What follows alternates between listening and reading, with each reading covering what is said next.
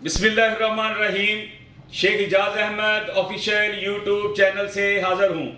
آج میری سٹوری کہ Peoples Party P D M کی سفیر بن کے ڈیل کرنے میں مصروف ہے۔ کیا ہوا ہے کہ P P P, P M L N, J U I خاموشی اختیار کر چکے ہیں۔ معاملات طے ہوئے ہیں کس سے؟ اسٹیبلشمنٹ سے یا کسی اور سے؟ عمران خان اب کیا کرنے والے ہیں؟ عوام کو کیا پیغام دیا جا رہا ہے؟ پونے 3 سالوں میں جو لوٹ کر لے گئے ہیں ان سے رقم واپس آ گئی ہے۔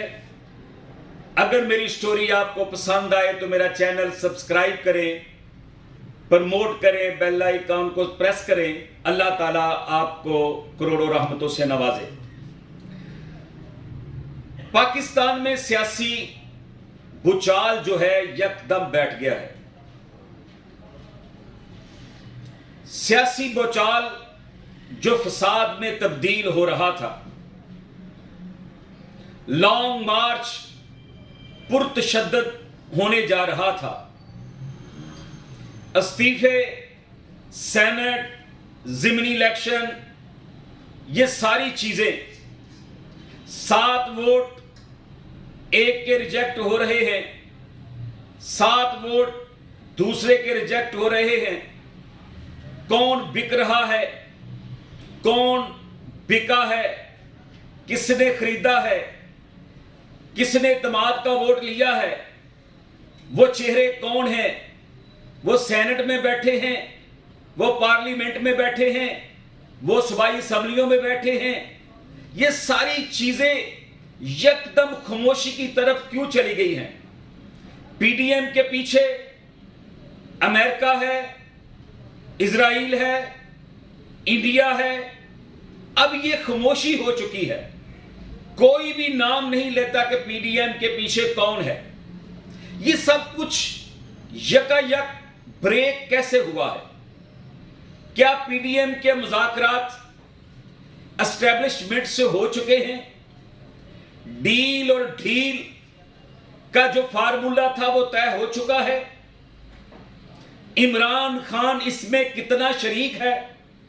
یہ ساری باتیں عوام کے سامنے آنی چاہیے۔ نئے انتخابات کی راہیں کھل چکی ہیں۔ چند ماہ میں امید ہے کہ نئے الیکشن کا اعلان ہو جائے گا۔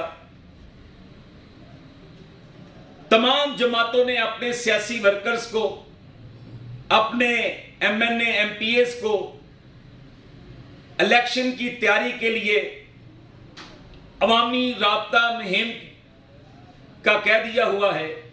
یہاں تک کہ پرائم منسٹر نے بھی اپنے تمام وزراء کو، M N A M P S کو کہا ہے کہ آپ اپنے اپنے حلقوں میں ترقیاتی کاموں کی نگرانی کریں۔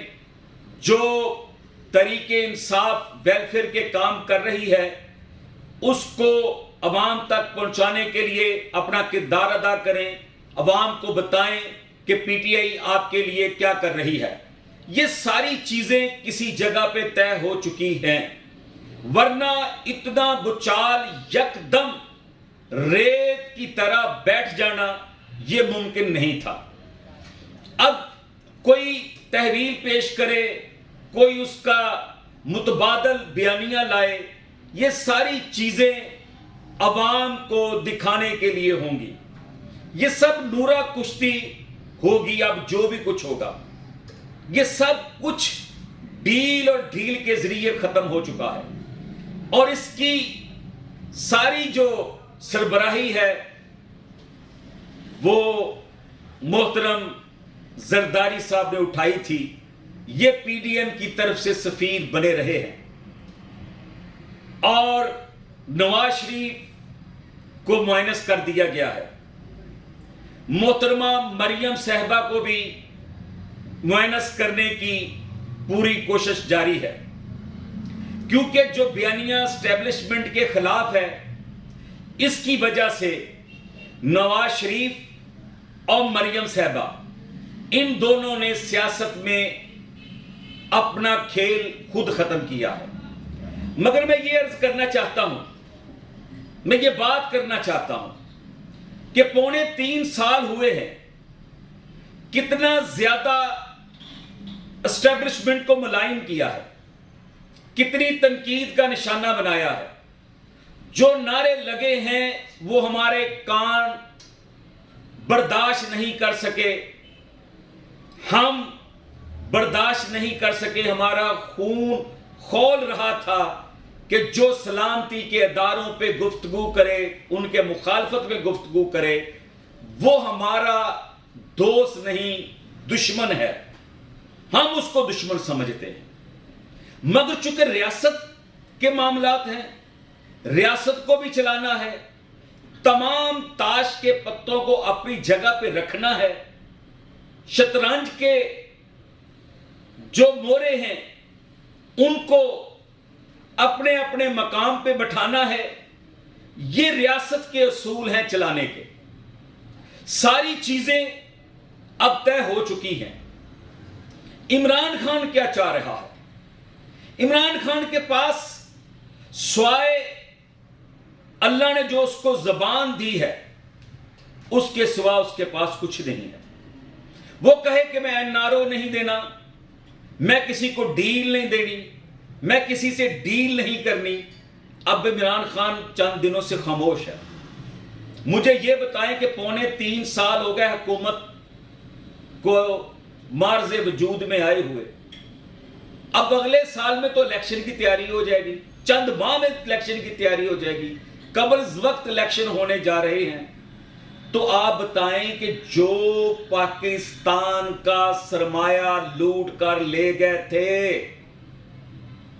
اور وہی کھیل مسلسل ریپیٹ ہو رہا ہے، سائیکل کی طرح چل رہا ہے، گھوم رہا ہے، کیا مجھے بتائیں کہ وصولیاں بھی ہوئی ہیں؟ کوئی دینے کے لیے تیار بھی ہوا ہے؟ بلکہ چوری اور سینہ زوری ہم نے دیکھی ہے، ہم نے وصولیاں نہیں دیکھی۔ اگر وصولیاں ہوتی تو گورنمنٹ بڑے فخر سے کہتی کہ جو ہم نے 23 سالہ جدوجہد کی ہے، آج ہم نے وہ وصولیاں کر لی ہیں۔ بلکہ براڈ شیٹ نے تو ہماری رہی صحیح کسر بھی جو ہے وہ نکال دی ہے، بلکہ ہمیں جرمانہ دینا پڑا ہے کہ جائیداد کو جو سراغ لگانے کے لیے اربوں روپے ہمیں دینا پڑا ہے۔ یہ ہماری حالت ہے۔ ہم یہ کہتے ہیں کہ اگر اسی بیانیے کے تحت سیاسی جماعتیں اسٹیبلشمنٹ کو بلیک میل کر کے، اداروں پہ تنقید کر کے، اداروں کو پریشرائز کر کے اپنے معاملات کو منوا لیں گی، تو پھر ریاست کہاں کھڑی ہے؟ ریاست کے ستون کہاں کھڑے ہیں؟ میں اسٹیبلشمنٹ کا مطلب صرف فوج نہیں ہے۔ اسٹیبلشمنٹ کا مطلب آپ سمجھتے ہیں کہ کون ہے۔ سینٹ میں کیمرے کس نے لگائے؟ یہ کوئی معمولی جگہ تھی کہ جہاں وہ جا کے کیمرے لگا دیے گئے؟ کون 2 دن پہلے 1 دن پہلے وہاں کیمرے فٹ کرنے کے لیے گیا ہے؟ کس کو نہیں پتا؟ کس کی طرف سے لگائے گئے؟ کون لگانے آیا؟ اگر تو اپوزیشن نے لگائے ہیں تو پھر حکومت کی ناکامی کا منہ بولتا ثبوت ہے۔ اگر گورنمنٹ نے لگائے ہیں تو یہ بھی خیانت ہے۔ اگر سیاست کو بدنام کرنے کے لیے کسی اور نے لگائے ہیں تو یہ بھی گنونا کھیل ہے۔ پاکستان کی اسمبلیاں، پاکستان کا ایوان بالا، پاکستان کی سیاست اتنی بدنام پاکستان کی تاریخ میں نہیں ہوئی تھی، سیاستدان اتنے ملائم نہیں ہوئے تھے جتنے چند سالوں میں ہوئے ہیں، یہ کچھ جو ہے یہ جمہوریت کے نقصان میں ہے اور جمہوریت کے معاملات آگے بڑھنے سے روکنے کے لیے ہے۔ میں یہ کہنا چاہتا ہوں کہ آج بھی وقت ہے کہ ہم ڈنگ ٹپاؤ پالیسی کو چھوڑ دیں، عدلیہ کو ساتھ ملائیں، اسٹیبلشمنٹ پاک فوج کو ساتھ ملائیں، کیونکہ ہم اسٹیبلشمنٹ جو ہے وہ تمام طرف سے ہمارا ملک گھرا ہوا ہے دشمنوں سے، دشمن کے ایجنٹوں سے، تو ہمیں فوج کو، سیاستدانوں کو، عدلیہ کو مل کر پاکستان کی بہتری کے لیے کام کرنا ہے۔ الیکشن بالکل قریب ہے اور سب کو تیاری کرنی چاہیے۔